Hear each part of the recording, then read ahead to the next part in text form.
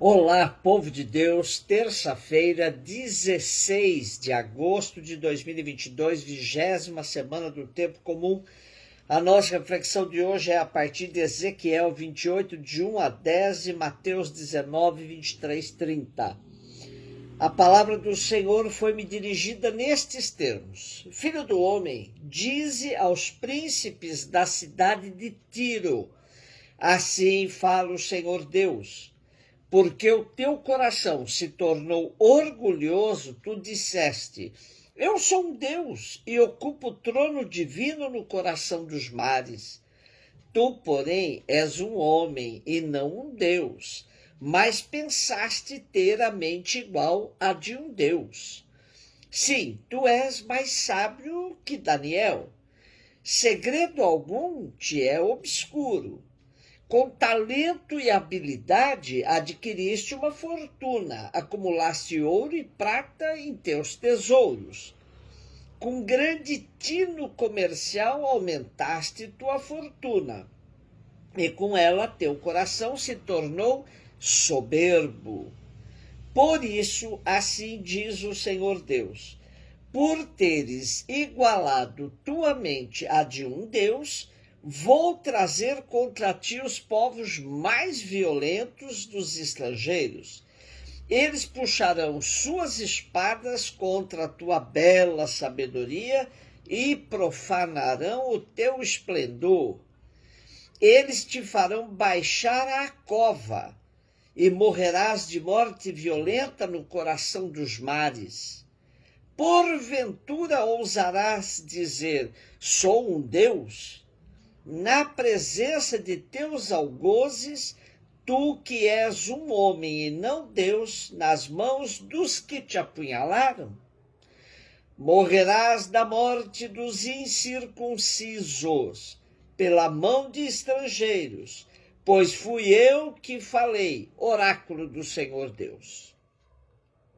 As grandes narrativas bíblicas costumeiramente apresentam no seu seio pequenos conjuntos. Assim, os capítulos 25 a 32 de Ezequiel reúnem vários oráculos contra as nações que manifestaram orgulho diante de Javé e foram permanente tentação para Israel se afastar do Senhor seu Deus.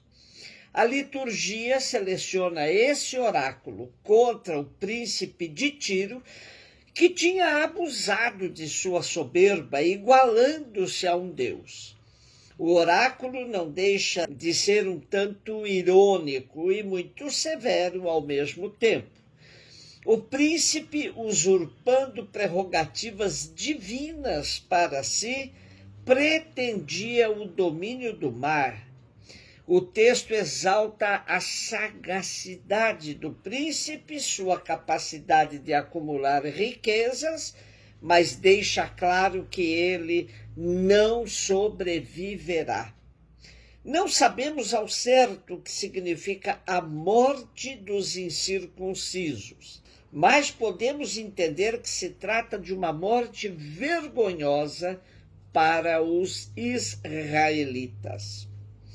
Essa presunção de querer igualar-se a um Deus depois de haver acumulado riqueza é prática usual até os dias de hoje.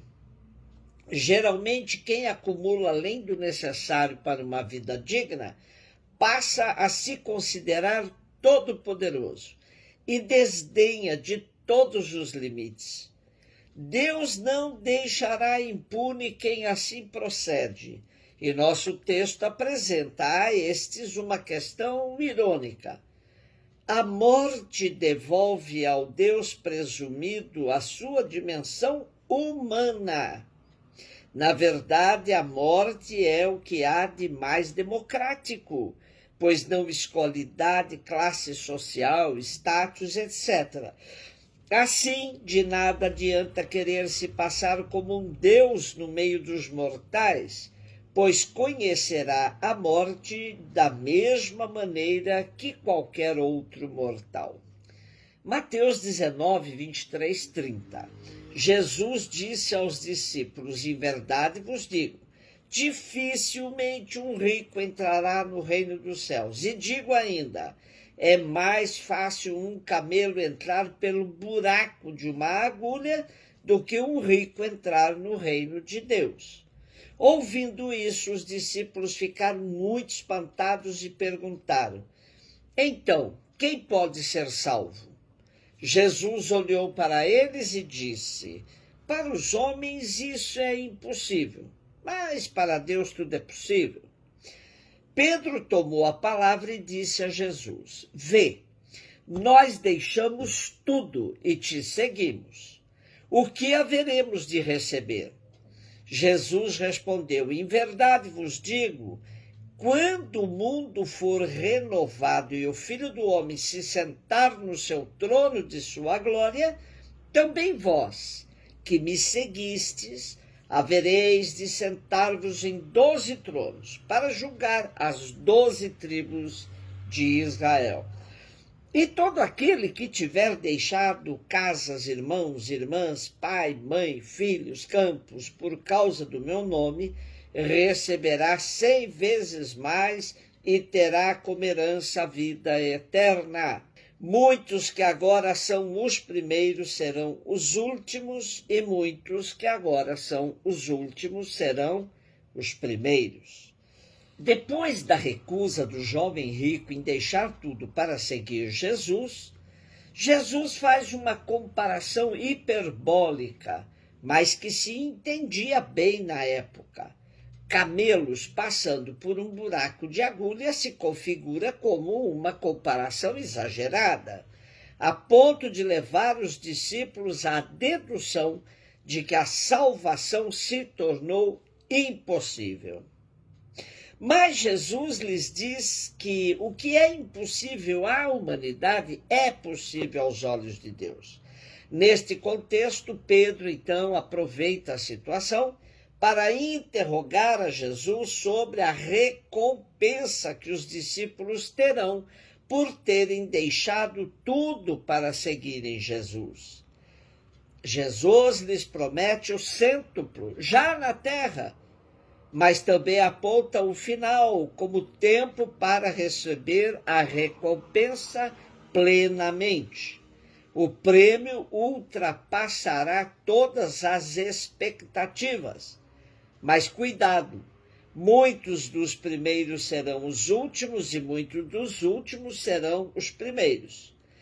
E nosso texto de hoje ainda salienta que quem se engaja completamente no seguimento de Jesus participará como juiz quando a história for julgada. Mas a busca da recompensa, como Pedro se interessou, não é uma atitude elogiada por Jesus, que apresenta o último lugar como mais adequado para se identificar como seguidor dele.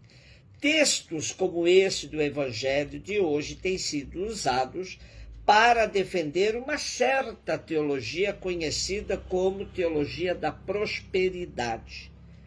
Tal teologia, também conhecida como Evangelho da Prosperidade, é uma doutrina religiosa que defende que a bênção financeira é o desejo de Deus para os fiéis e que a fé, o discurso positivo e as doações para os ministérios cristãos irão sempre aumentar a riqueza material dos seus seguidores.